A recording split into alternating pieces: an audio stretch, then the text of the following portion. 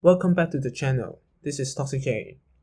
Today I would like to talk about how to create a pruning effect in Marvel TV series Loki. I believe you guys must have watched some videos about how to create this integration effect or dissolve effect on YouTube. And most of them are created by a procedural shader with some texture like noise to tweak the alpha values. There are some other ways to do it too. For example, you can do it in geometry node in Blender 3.0 or later. Um, but as far as I know, there is a problem for this kind of approaches. Um, that is, none of them can control the particles to be emitted on the edges of the pruning area. So today's video is going to tackle this problem. And by tackling it, we are going to use vertex weight. But it will lead to another problem. That is, how can we make sure the procedural shader is in sync with the particle system? I know it's a little bit fake just by talking about it. So without further ado, let's get into the topic.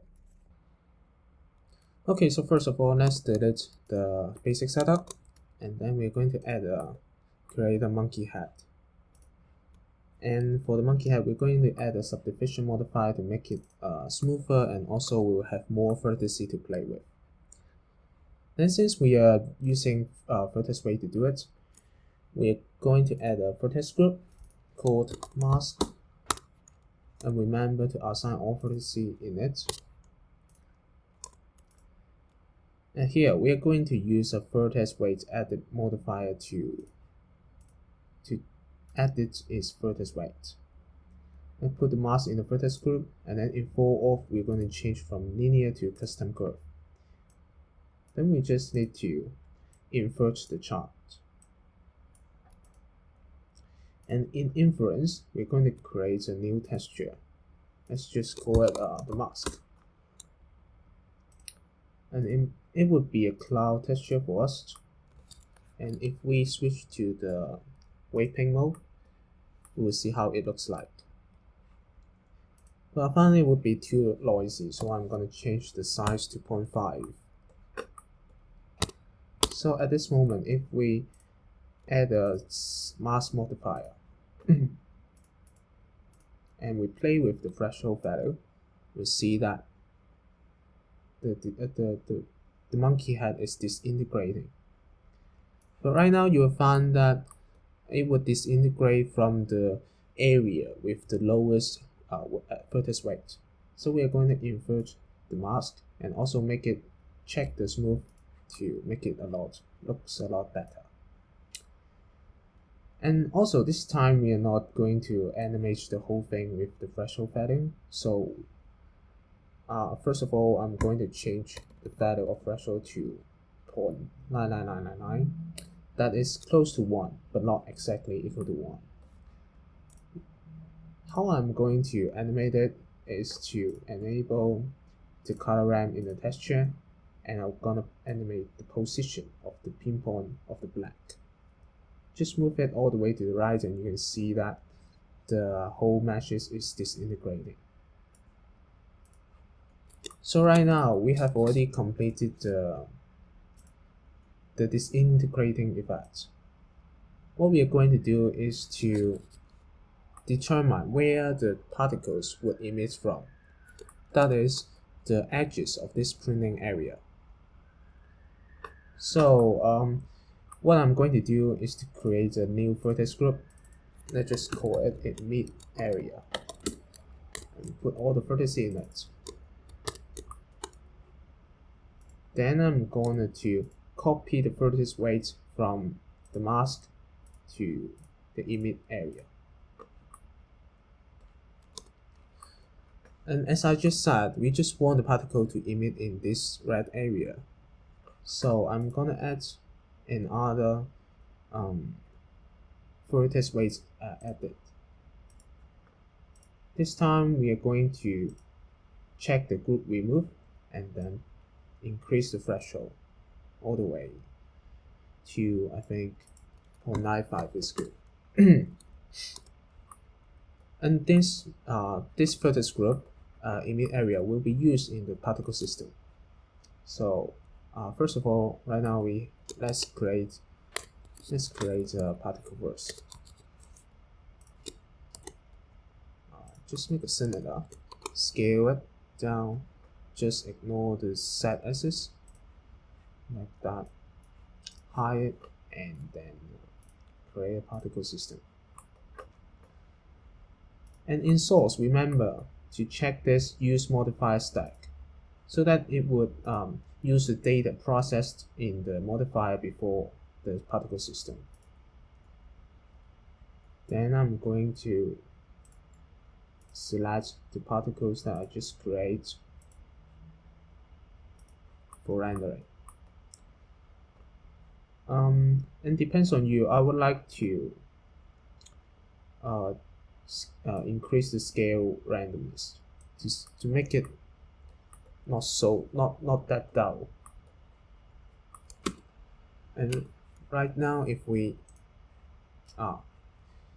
and then we are going to apply the vertex group emit area to densities, and you can see if I increase the amount of the emission, you can see the particles are actually emitting around the edges of the pruning area.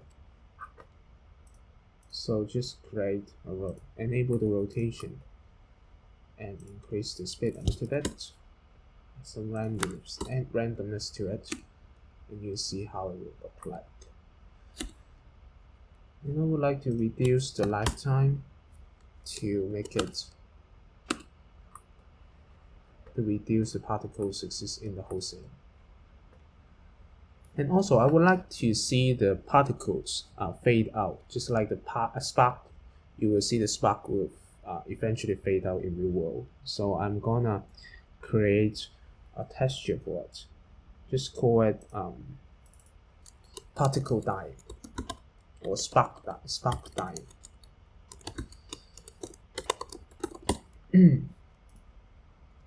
And then in the spark dyeing, it's gonna be a blend texture,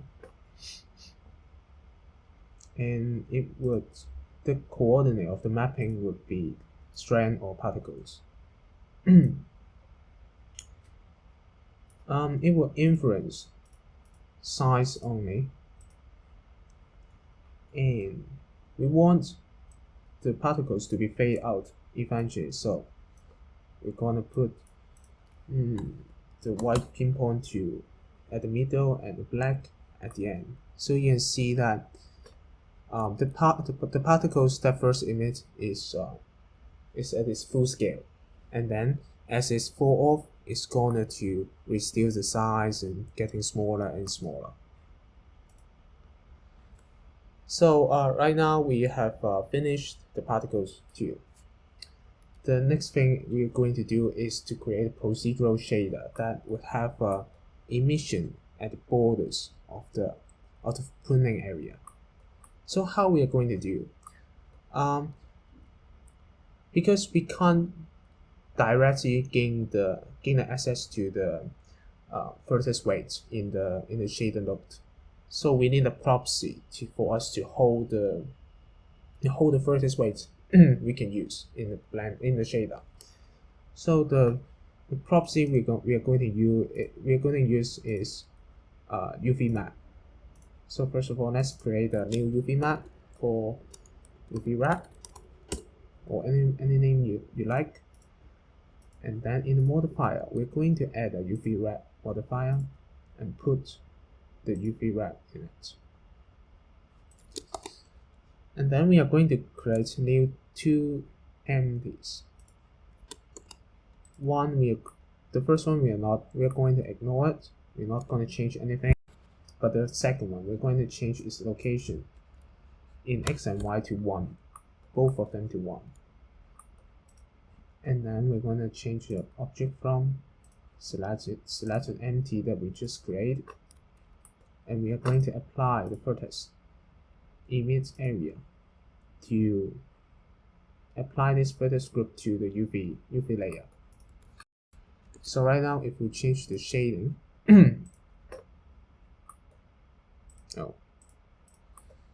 I'm going to set up the project setting first.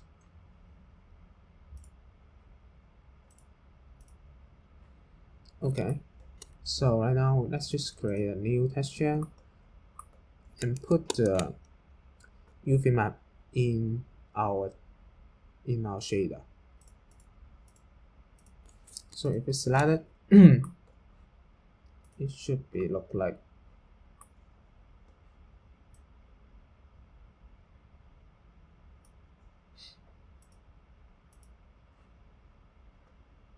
this.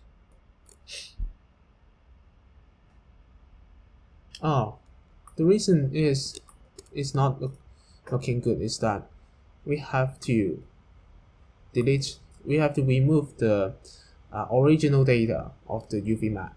So I'm going to scale all the vertices of the UV map. Make sure you select the right UV map, scale it to 0, and then move it to the cursor. That is at the 0, 0 point location. And then in the shader, we can see that it's all black with some bluish color. But it's alright because the data are stored in the negative values. So we are going to put a vector map here. Oh, sorry, vector map. We're going to change it to absolute so that the value will be in positive. Then we are going to put the vector in the emission string. Let's say we're going to select the emission color for our edges, and when we change back to this principal BSDF, we're gonna see an edges for this.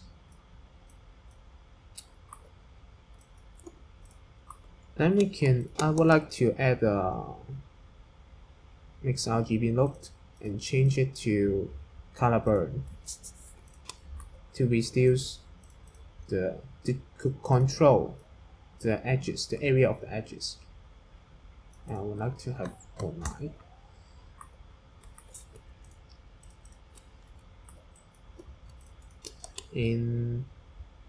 Just add another vector look and select scale for it to control how the strength of the emission. So you can see that now the edges is shining. And let's create a shader for the spark too. Let's rename it as spark particle. Alright, so we're going to change it to emission shader.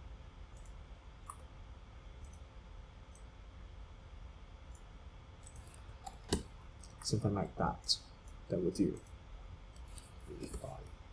Okay.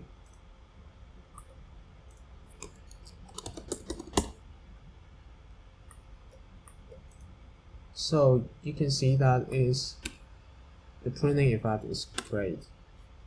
And then all we need to do is just create another monkey head, apply the same subsurface modifier to it, and then I would like to scale it down a little bit, maybe 0.95.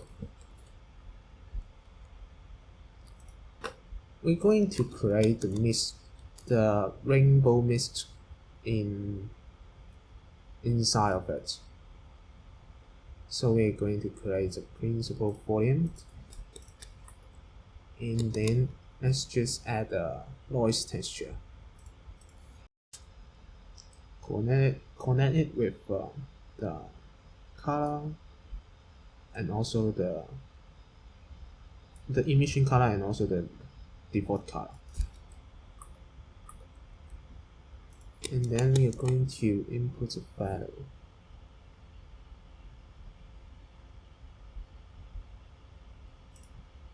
of maybe 10 to increase both the emission strength and also the density.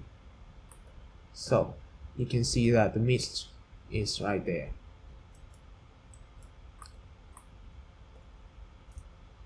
So basically that's how I create the pruning effects in Blender. I hope you enjoy it and see you in the next video.